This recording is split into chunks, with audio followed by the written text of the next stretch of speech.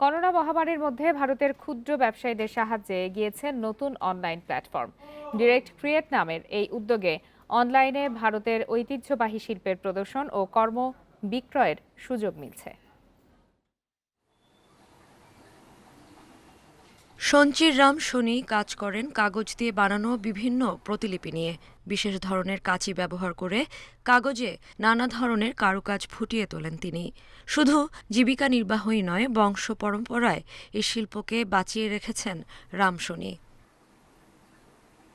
তবে মহামারীর কারণে ভারতে দীর্ঘ লকডাউনে বিপাকে পড়েন শনির মতো অসংখ্য ক্ষুদ্র ব্যবসায়ী। আয় কমে যায় অর্ধেকের নিচে। ইচ্ছা না থাকলেও করতে হয় কর্মী ছাঁটাই। काम धंधा बिल्कुल चौपट। লকডাউনে আমার পুরো ব্যবসায় ধস নেমেছে। মহামারীতে ব্যবসা তো দূরের কথা, সামান্য যে সঞ্চয় রয়েছে তাতেও হাত দিতে বাধ্য হয়েছি। শিগগিরই এই পরিস্থিতির সমাধান না হলে না খেয়ে মরতে হবে আমাদের। जैसे जैसे बीमारी कम हो। রামশনির মতো ক্ষুদ্র ব্যবসায়ীদের সাহায্যে এগিয়ে এসেছে ডিরেক্ট ক্রিয়েট নামের একটি online platform. We have almost 2,500 people on our platform. মহামারীর কারণে মানুষের অনলাইন কেনাকাটার ঝোঁক বেড়েছে। অল্প সময়েই পণ্যগুলি বেশ সাড়া ফেলেছে।